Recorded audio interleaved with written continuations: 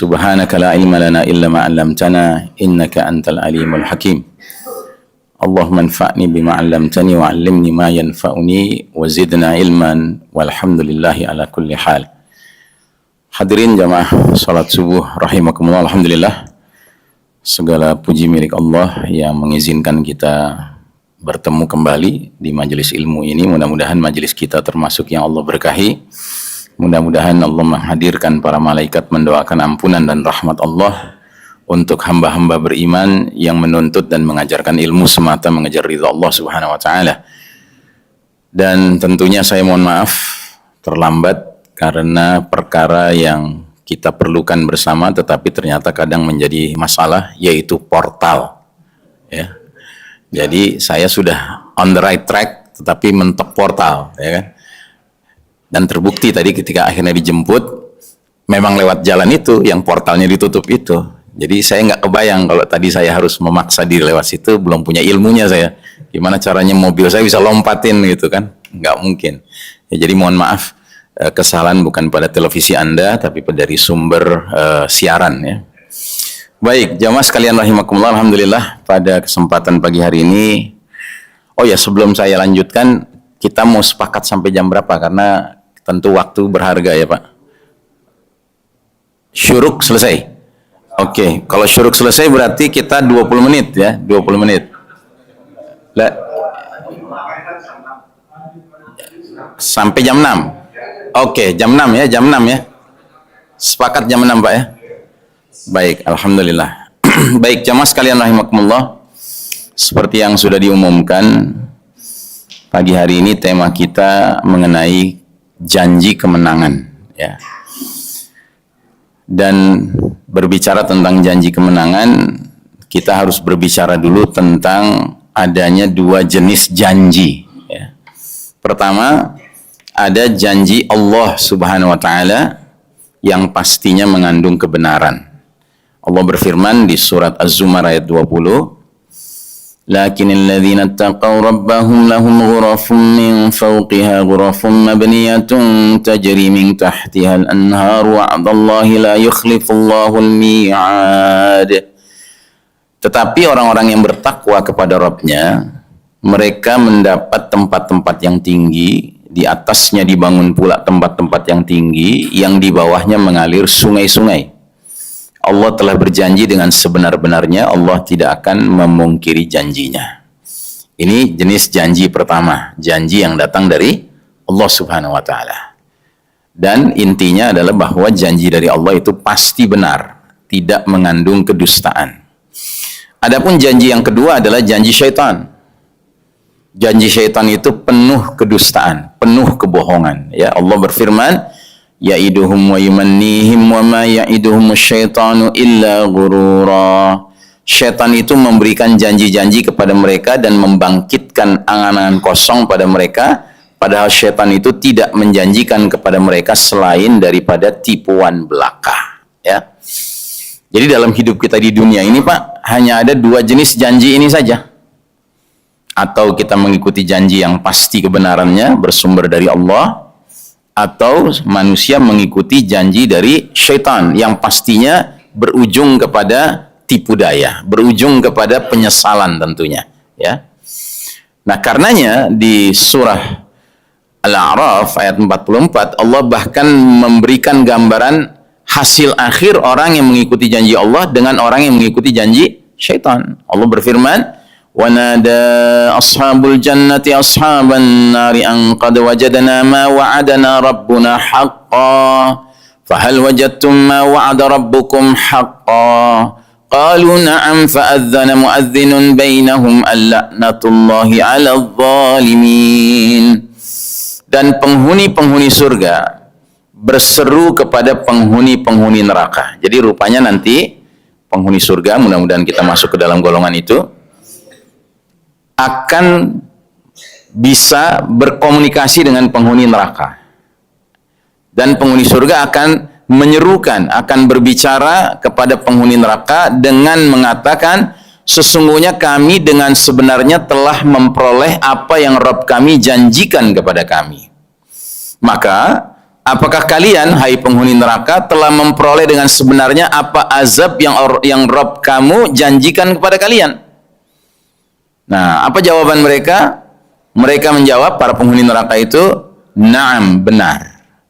Kemudian seorang penyeru, yaitu malaikat, mengumumkan di antara kedua golongan ini, penghuni neraka, penghuni surga, anna la'natullahi 'alal zalimin. Kutukan Allah ditimpakan kepada orang-orang yang zalim.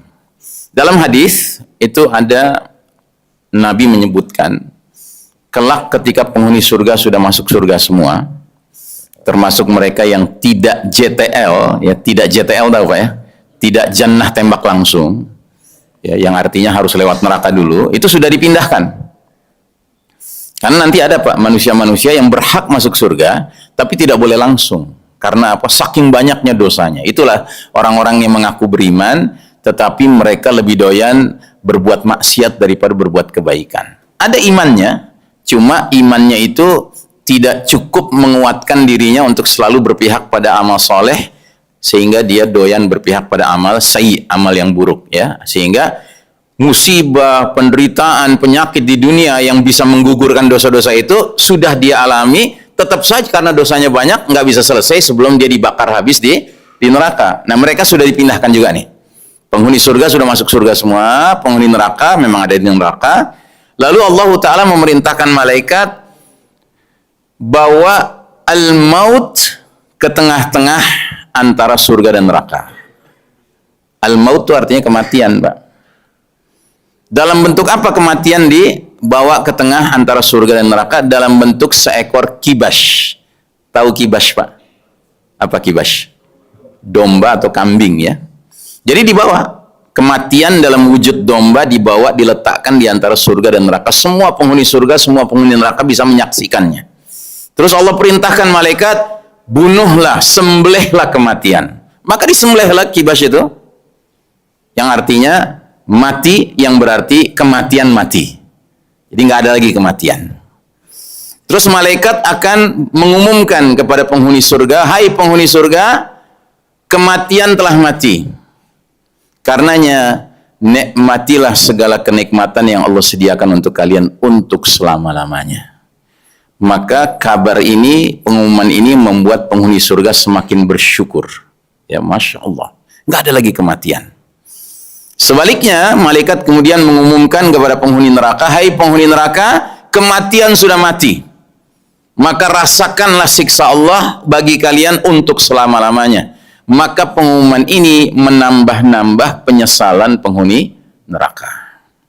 Nah, jadi jamaah sekalian rahimakumullah, bahkan kemudian disempurnakan dengan Allah mengizinkan panglima setan, dedengkot setan. Siapa dedengkot setan? Iblis, ya. Allah izinkan iblis maju ke podium, ya. Di mana? Di neraka. Maju ke podium untuk apa? Untuk khutbah. Maka berkhutbahlah iblis di depan ahli neraka. Wa qala asyaitanu lamma qudiyal amru inna Allah wa'adakum wa'dal haqqi wa wa'adtukum fa akhlaftukum wa ma kana li 'alaikum min sultan illa an da'awtukum fastajabtum li fala talumuni wa lumu anfusakum ma ana bimusrikhikum wa ma antum bimusrikhi inni kafartu bima asyraktumuni min qabl inna adh-dhalimina lahum adzabun alim. Dan berkhutbahlah iblis tatkala perkara hisab telah diselesaikan. Apa isi khutbahnya?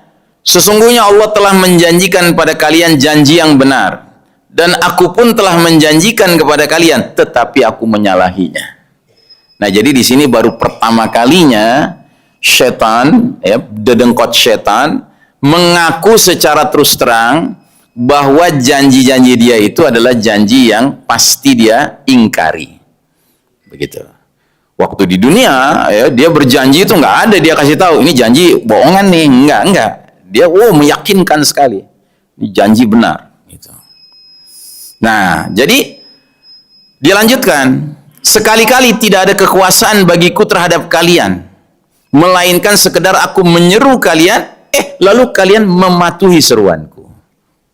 Jadi baru disitulah si iblis dedengkot setan ngaku bahwa waktu di dunia dia nggak punya kuasa atas kita.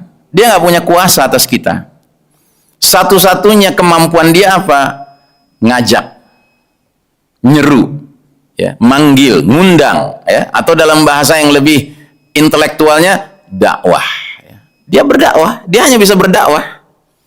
Makanya kita harus paham bahwa di dunia ini pilihan ajakan, pilihan panggilan, pilihan undangan, pilihan ajakan dakwah cuma dua.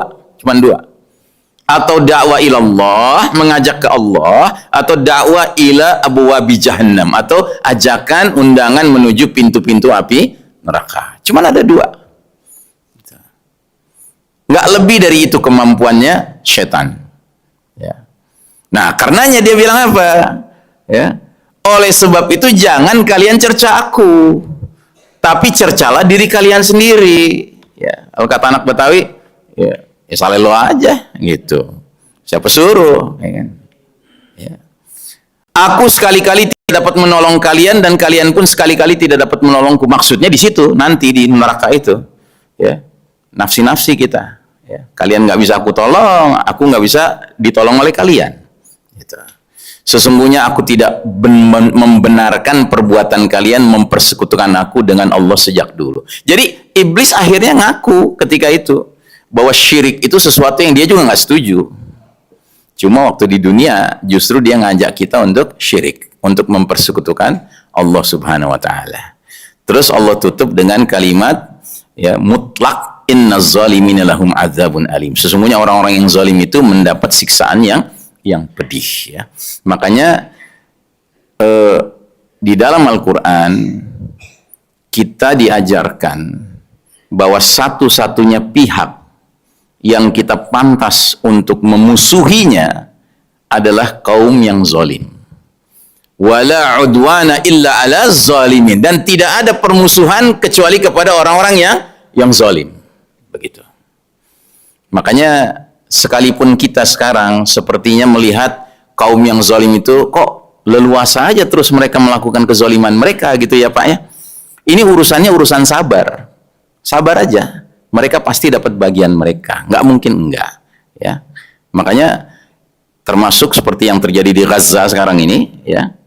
Ini orang-orang zalim ini kan Netanyahu dan semua konco-konconya ya, termasuk Donald Trump. Mereka ini kan zalim. Mereka zalim. Tetapi mereka dengan pedenya, dengan yakinnya, ya, selalu mengatakan bahwa mereka itu on the right track. Mereka di atas jalan yang benar. Kami tidak melakukan genosida. Kami ini sedang membela diri. Ya, kok membela diri sampai membantai anak kecil? Kok membela diri sampai menghancurkan rumah sakit, menghancurkan masjid, menghancurkan sekolah, kampus? Ya, ini jelas zalim. Gitu. Tapi sabar aja Pak. Ya, mereka akan dapat bagian mereka. Gitu. Tapi yang pasti kita tidak boleh bersikap lemah lembut kepada orang yang zalim. Nggak ada ceritanya Pak, apalagi berkompromi dengan yang zalim, apalagi sampai mengatakan demi perdamaian Palestina kita harus menjamin keamanan Israel. Prek. Maaf ya, maaf. Ini siapa yang ngomong gitu? Ada pemimpin Konoha ya. Bukan Indonesia, bukan Konoha, maaf ya, tenang aja. That's not in Indonesia. Ya. Jelas ya Pak? Nah, jadi bagi orang beriman, janji itu hanya ada dua macam. Janji dari Allah ya. Janji kemenangan dari Allah itu hanya ada dua macam. Ada kemenangan di dunia dan ada janji kemenangan di akhirat. Menurut Al-Quran, kemenangan di dunia diistilahkan dengan fathun qarib, kemenangan yang dekat. Sedangkan kemenangan di akhirat disebut dengan fauzul azim atau fauzul kabir, kemenangan yang agung atau kemenangan yang besar, dan itulah kemenangan yang sejati, kemenangan yang hakiki ya. Kemenangan di dunia bukan kemenangan yang hakiki Pak, kemenangan yang dekat ya, istilahnya Al-Quran begitu ya. Nah, kemenangan di dunia disebut kemenangan yang dekat karena segala sesuatu yang dialami manusia di dunia adalah perkara yang dekat. Bahkan dalam bahasa Arab kata dunia berasal dari kata dan yang artinya dekat. Ya. Segala sesuatu yang kita alami di dunia ini jarak dekat saja, jangka pendek saja. Nggak ada yang jangka panjang, semua jangka pendek. Bahkan Nabi Muhammad SAW mengatakan usia rata-rata kaum muslimin itu di dunia cuman sekitar antara 60 sampai 70 tahun. Nabi bersabda, "A'maru ummati ma baina sittina ila sab'ina wa aqalluhum man yajuzu dzalika." Usia umatku rata-rata antara 60 hingga 70 tahun dan sedikit di antara mereka yang melebihi itu. Di majelis kita sekarang pagi ini ada yang di atas 70, Pak? Ada? Ada ya. Nah, mereka yang di atas 70 harus kita pelihara baik-baik. Ya. Karena mereka ini kategorinya kata Nabi sedikit, ya sedikit, langka. Ya, yang namanya langka tuh mahal harganya. Karenanya mesti dipelihara, dijaga baik-baik, ya. Nah, mereka yang sudah di atas 60-an itu sudah lampu kuning, ya. Ya, beware, hati-hati. Ya, ini sudah hazard nih, lampu hazard udah nyala nih. Begitu, ya. Nah, kemenangan di akhirat disebut kemenangan yang agung atau kemenangan yang besar karena itulah kemenangan sejati, itulah kemenangan hakiki, itulah kemenangan sebenarnya yang menjadi harapan setiap mukmin. Saat dia memperolehnya maka dia akan merasakan kebahagiaan hakiki dan abadi, kebahagiaan yang tidak tercampuri kesedihan barang sedikit pun. Masya Allah, ya. Jadi kita dijanjikan Allah kemenangan sejati, yaitu kemenangan di akhirat, yang bila mana kita meraihnya, mudah-mudahan kita semua meraihnya, maka kita akan merasakan kebahagiaan yang hakiki dan abadi. Jadi bukan saja kebahagiaan yang hakiki, tapi sebentar, tidak, abadi Pak, selama-lamanya. Masya Allah. Ya. Makanya ada hadis menjelaskan bahwa setiap hari Jumat penghuni surga berhak berjumpa dengan Allah Ta'ala. Masya Allah.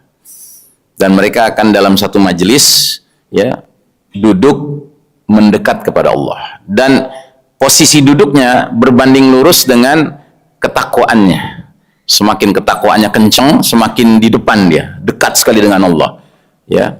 Mereka yang ketakwaannya biasa-biasa aja di tengah. Mereka yang ketakwaannya sedikit, tapi ada, ya kan, itu di agak jauh. Gitu. Tapi yang jelas semua boleh melihat Allah hari Jumat. Dan efek dari mereka berhak melihat Allah itu kan sumber cahaya, sumber nur, ya, sumber cahaya. Maka begitu mereka pulang, mereka itu membawa cahaya dari Allah, ya. Yang padahal mereka sendiri sudah bercahaya, semua penghuni surga itu bercahaya, Pak. Tetapi mereka lebih bercahaya lagi setiap Jumat setelah ketemu dengan Allah Ta'ala. Nah, begitu mereka sampai rumahnya di surga, disambut sama istrinya masing-masing, istrinya akan bilang, "Bang, abang makin ganteng aja." Gitu. Iya, begitu. Ya. Karena apa? Karena dia pulang dari berjumpa dengan, ya, nurun ala nur, sumber cahaya Allah Subhanahu wa Ta'ala. Jadi nggak ada ceritanya di surga itu kebahagiaan itu, ya, sebentar, enggak, selama-lamanya. Bahkan kebahagiaan kenikmatan itu makin menanjak gitu. Itulah surga. Beda dengan dunia. Kalau di dunia itu apapun yang kita nikmati makin lama makin mengalami penyurutan, kan, makin turun gitu. Ya, termasuk diri-diri kita. Ya, mereka-mereka yang dulunya ganteng waktu muda, ya harus ngaku lah. Begitu dengan bertambahnya faktor U, ya kan, terjadi proses penuaan. Ya, proses nggak ada penuaan di jannah. Makanya semua penghuni jannah itu semua umurnya sama. Ya, salasuna aman, 33 tahun usianya. Itu usia penghuni surga, dan karenanya usia 33 dianggap sebagai usia maksimal, usia optimal, ya. Baik. Nah, Allah menggambarkan di surat Ali Imran 185 bahwa inilah hakikat sukses, inilah hakikat kemenangan. Faman zuhziha 'anil nari wa udkhilal jannata faqad faz. Barang siapa dijauhkan dari neraka dan dimasukkan ke dalam surga, sungguh dia telah mencapai kemenangan. Ya.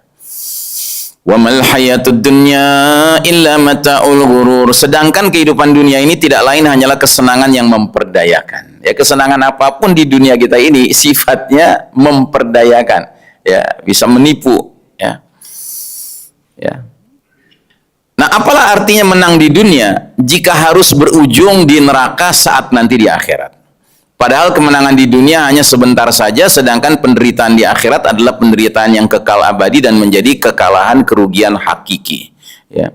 Qul innal khasirina alladziina khasiru anfusahum wa ahlihim yaumal qiyamah. Katakanlah, sesungguhnya orang-orang yang rugi ialah orang-orang yang merugikan diri mereka sendiri dan keluarganya pada hari kiamat. Ya. Makanya saudara sekalian rahimakumullah, kita para bapak-bapak ini, kita harus benar-benar menghayati ayat yang berbunyi, ya ayyuhalladzina amanu qu anfusakum wa ahlikum naro. Hai orang-orang beriman, peliharalah diri-dirimu dan keluarga-keluargamu dari api neraka. Sebab kerugian yang paling sebenar-benarnya itu adalah ketika seseorang bersama anak istrinya itu harus berada di neraka. Nauzubillahi min dzalik, ya. Ngeri, Pak. Ngeri. Makanya dulu orang-orang soleh itu mendidik istri mereka sedemikian rupa sampai kalau mau berangkat pagi-pagi cari nafkah, istrinya nganter ke pintu depan sambil bilang, ya zauji ala barakatillah innana nasbiru alal ju'i wal atash walakinnana lan nasbiru alan nar. Hai suamiku, silahkan berangkat cari nafkah, semoga Allah berkahi engkau, tapi tolong ingat, kami anak istrimu sabar menghadapi lapar dan haus, tapi kami nggak sabar menghadapi api neraka. Artinya bang, silahkan berangkat cari nafkah, tapi tolong bawa pulang yang halal aja bang, walaupun sedikit, walaupun akibatnya kita harus puasa, kurang makan, kurang minum, nggak apa-apa, tapi jangan bawa pulang yang haram bang, yang syubhat aja jangan bang, gitu ya. Kenapa? Karena yang haram itu akan menjadi umpan api neraka. Ya. Nah, jadi ini yang hebat nih, bukan istrinya, suaminya yang hebat, bisa ngedidik istrinya ngomong gitu. Jadi ibu-ibu jangan GR. Gitu. Ini yang hebat nih, suaminya bisa ngedidik istrinya, mengingatkan suaminya supaya selalu on the right track. Ya. Nah, fathun qarib, kemenangan yang dekat di dunia itu diantaranya disebutkan Allah di surat As-Saff ayat 13. Wa ukhra tuhibbunaha nasrum minallahi wa fathun qarib wa basyiril mu'minin. Dan ada lagi karunia lain yang kalian sukai, yaitu pertolongan dari Allah dan kemenangan yang dekat waktunya. Dan sampaikanlah berita gembira kepada orang-orang yang beriman.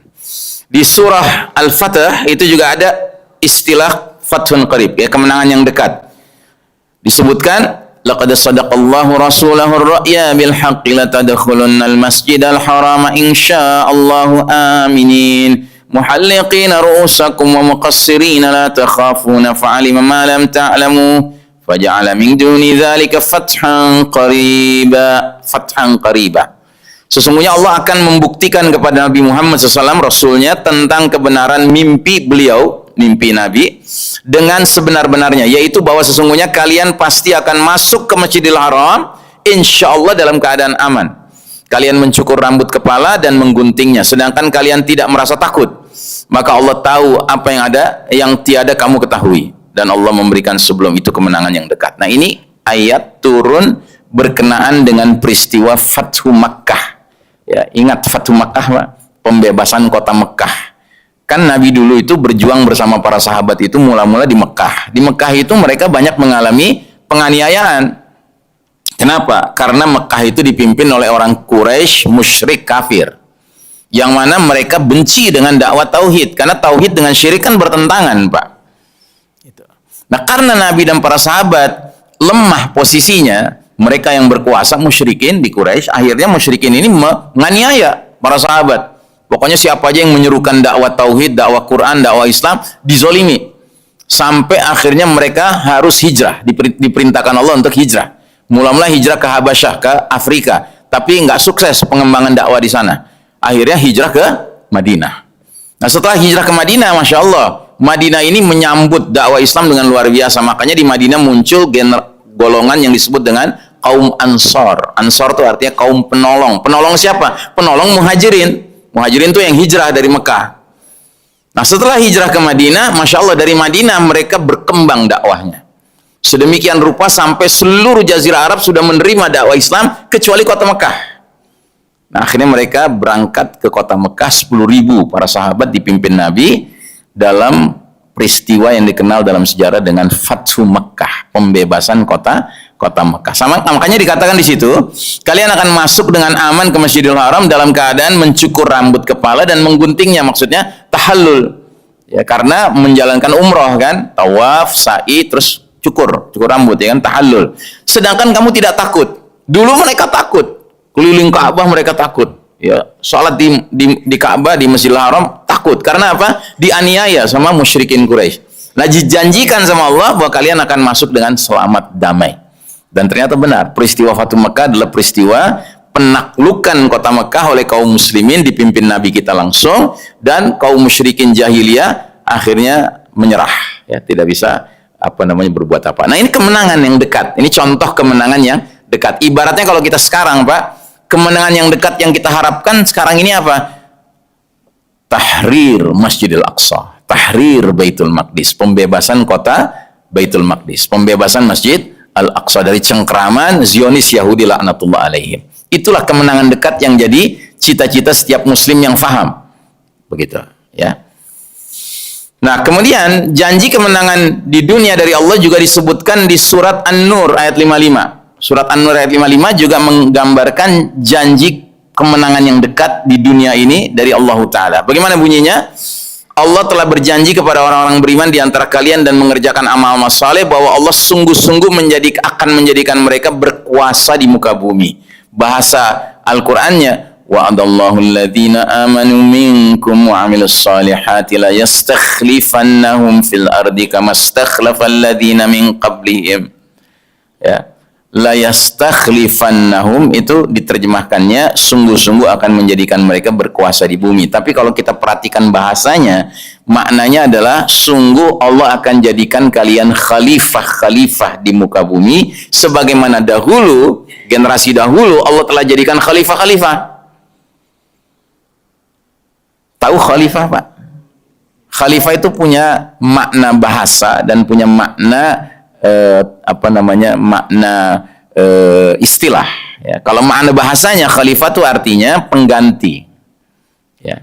Tapi kalau makna istilahnya khalifah itu artinya pemimpin yang memimpin tatanan kehidupan menurut ajaran Quran dan Sunnah Islam ini yang disebut dengan khilafah.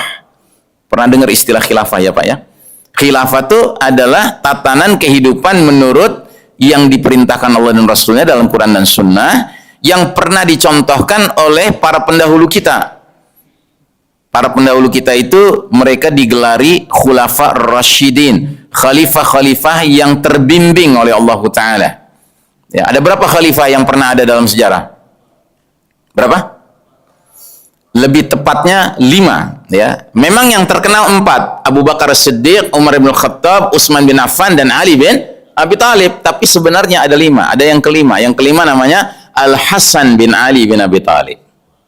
Nah, kenapa Al-Hasan jarang disebut-sebut sebagai Khalifah Rashidah? Karena kepemimpinannya sangat singkat, hanya 6 bulan. Nah, terus kita tahunya dari mana dia Khalifah Rashidah?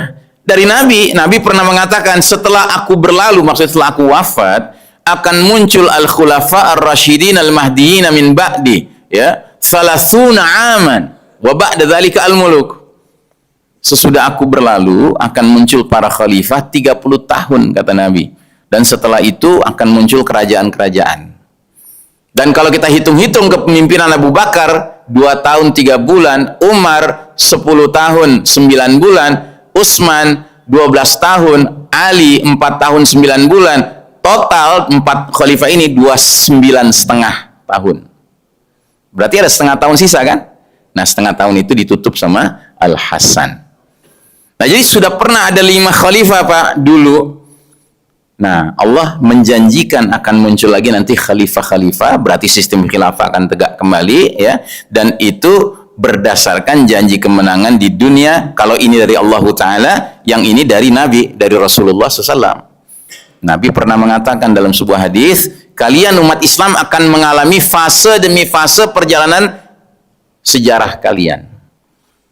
Dan menariknya dalam hadis ini, semua fase dikaitkan dengan apa? Dikaitkan dengan jenis pemerintahannya, jenis sistem kepemimpinannya. Ya. Nabi bersabda, kalian umat Islam akan mengalami fase pertama namanya kenabian. Selama masa yang Allah kehendaki, kemudian ketika Allah berkehendak, fase itu pun berlalu. Nah, fase kenabian tuh siapa yang memimpin di fase kenabian? Siapa yang memimpin di fase kenabian? Langsung Nabi Muhammad SAW. Tentunya itu adalah pemerintahan terbaik dalam sejarah umat Islam. Nggak ada pemerintahan lebih bagus dari pemerintahan yang dipimpin langsung oleh uswatun hasanah kita, suri tauladan kita Nabi Muhammad sallallahu alaihi wasallam.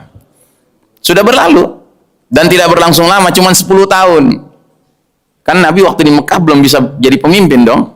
Orang di Mekah dizolimi, sedangkan di Mekah Nabi berjuang 13 tahun. Setelah hijrah ke Madinah, Nabi berjuang di Madinah 10 tahun. Nah 10 tahun itulah Nabi memimpin. Dan itu kepemimpinan terbaik. Terus datang kata Nabi era khilafah ala minhajin nubuwah, kekhalifahan yang sesuai metode kenabian dalam hal kepemimpinannya. Ini pun berlangsung selama masa yang Allah kehendaki, dan ketika Allah berkehendak, fase ini pun akan berlalu dan sudah berlalu. Dan itulah fase Umar, Utsman, Ali dan Hasan, ya. Ini dua fase kepemimpinan terbaik, ya. Tentunya fase yang kedua agak di bawah dengan fase pertama, ya. Karena nggak bisa dong mengalahkan Nabi, nggak bisa setara dengan Nabi. Tapi mereka adalah pemimpin yang luar biasa. Abu Bakar, Umar, Utsman, dan Ali dan Hasan, masya Allah, ya. Nah setelah itu kata Nabi datang era mulkan adon, raja-raja menggigit. Selama masa yang Allah kehendaki, kemudian ketika Allah berkehendak, fase yang ketiga itu pun berlalu dan sudah berlalu. Nah fase ketiga itulah fase kerajaan-kerajaan Islam silih berganti, jatuh bangun, dan dia fasenya lama sekali. Kalau fase Nabi tadi 10 tahun, fase Khulafaur Rasyidin berapa tahun tadi? 30 tahun. Yang ini 1302 tahun. 1302 tahun. Banyak kerajaan Islam jatuh bangun silih berganti. Tapi yang terkenal 3. Kerajaan keluarga besar Umayyah, kerajaan keluarga besar Abbasiyah, dan kerajaan Kesultanan Utsmani Turki. Begitu. Nah, sebagian orang sering menyebut fase yang ketiga ini juga dengan khilafah.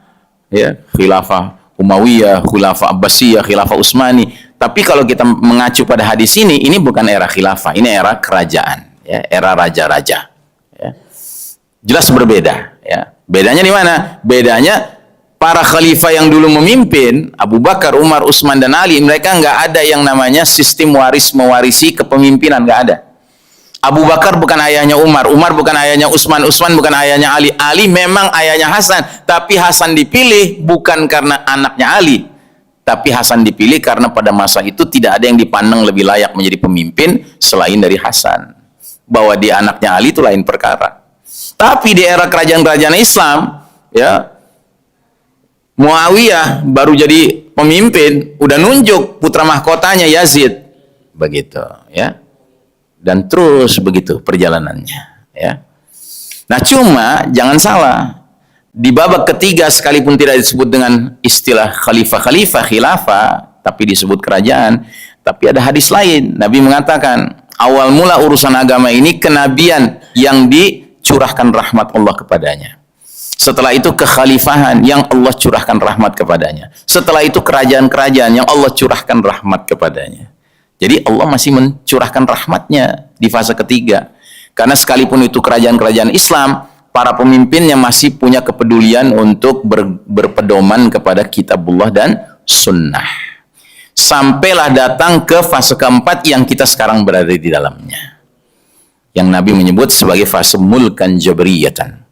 Fase para penguasa yang memaksakan kehendak mereka, ya.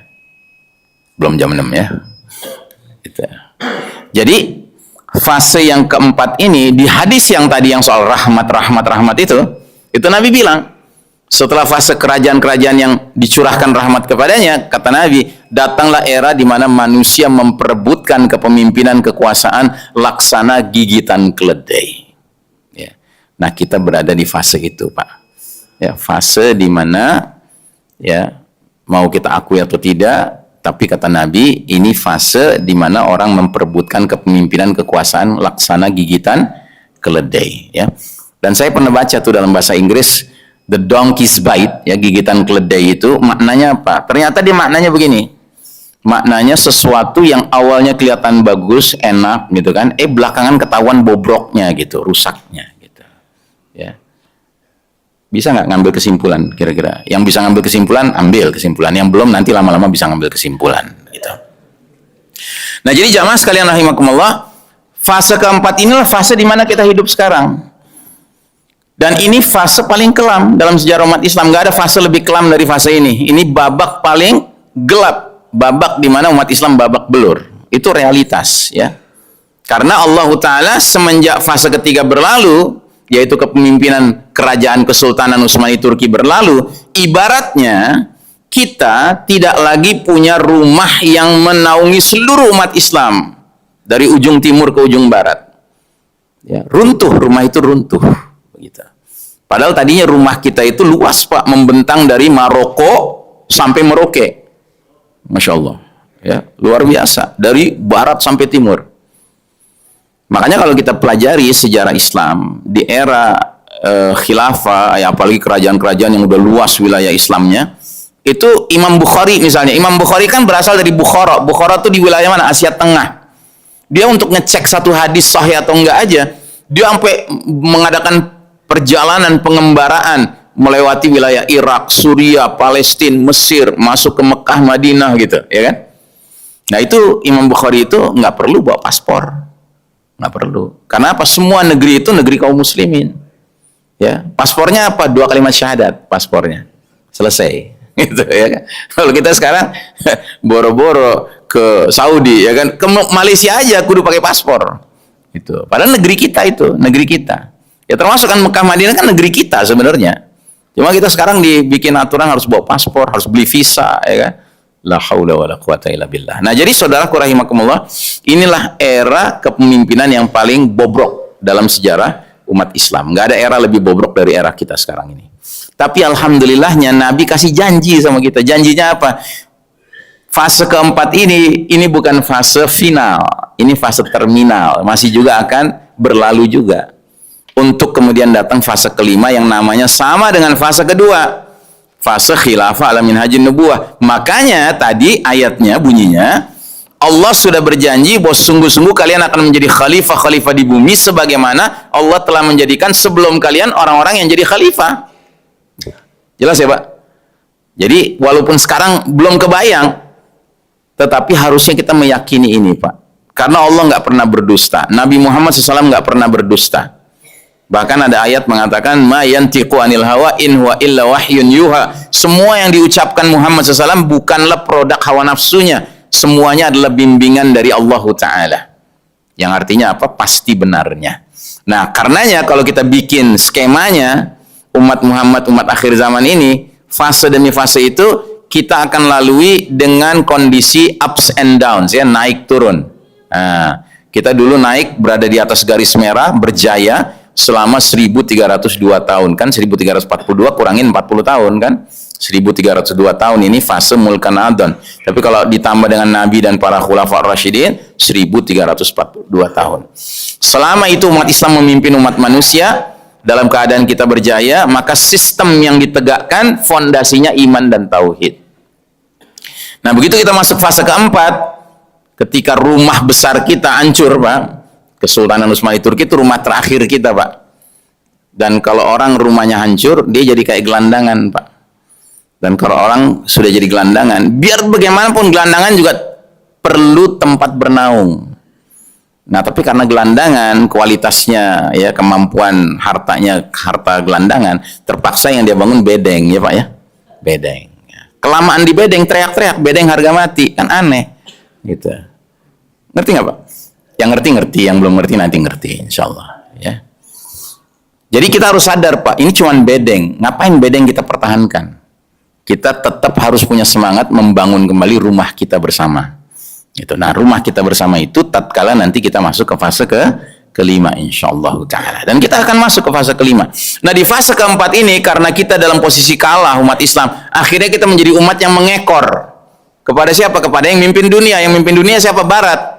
Jadi setelah Allah takdirkan umat Islam turun dari panggung kepemimpinan, Allah pilih yang lain. Boleh Allah pilih yang lain? Ya boleh. Yang Allah pilih siapa? Barat, Amerika, Eropa. Yang berarti masyarakat Yahudi Nasrani. Khususnya Yahudi. Yahudi yang mimpin sekarang. Dan karenanya kita merasakan bahwa sistem kehidupan kita sudah nggak lagi fondasinya iman tauhid, Pak. Ya karena yang mimpin orang kafir, masa iya mereka mau melanjutkan sistem iman tauhid? Ya pastinya mereka memperkenalkan sistem yang fondasinya kekufuran dan kesyirikan.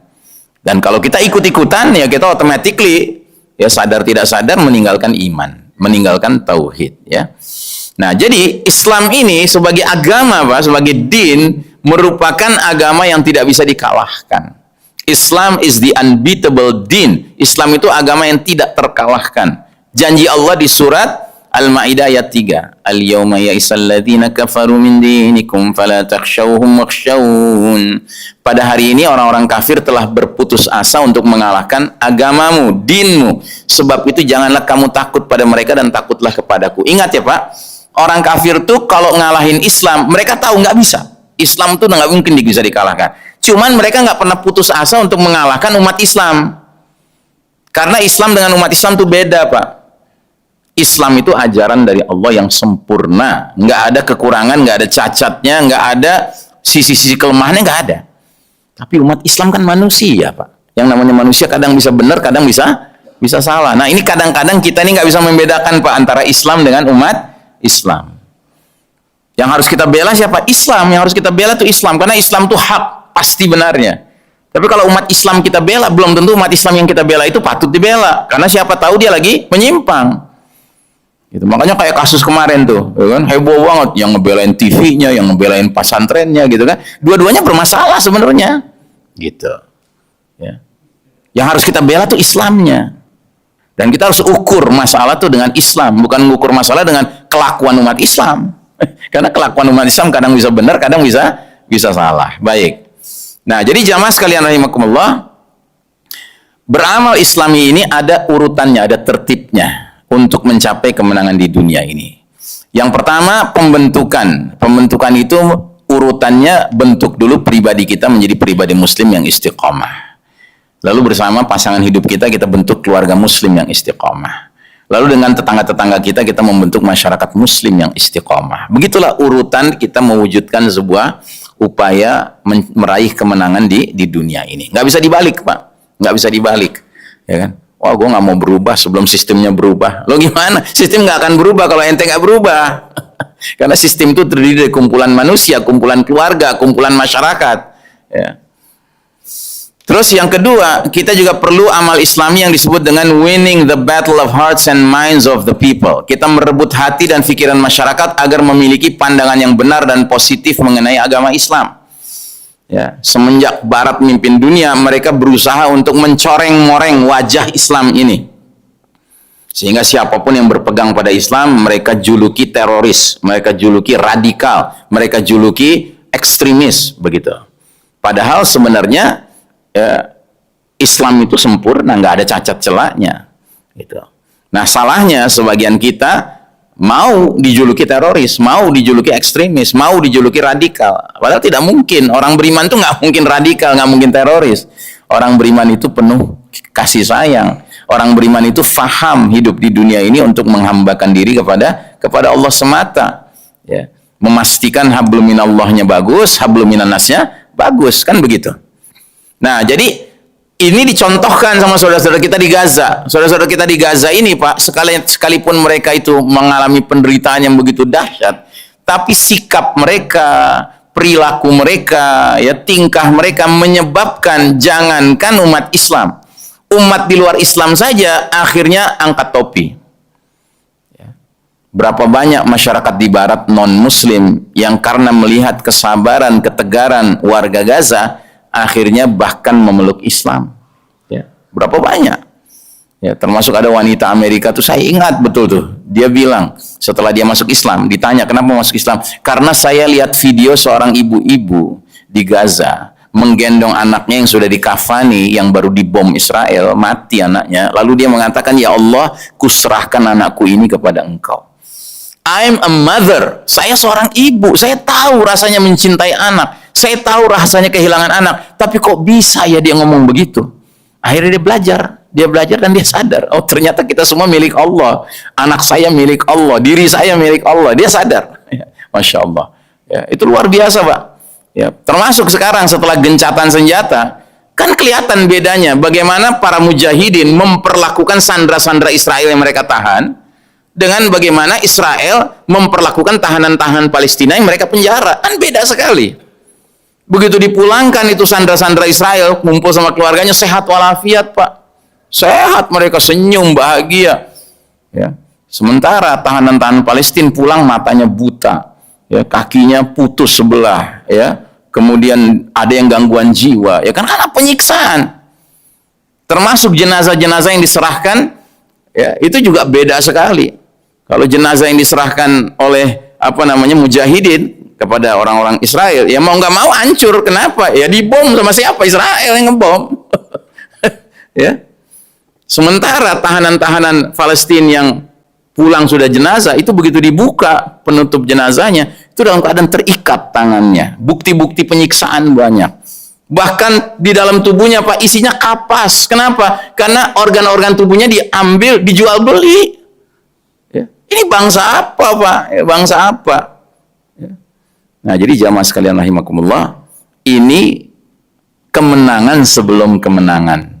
Ya.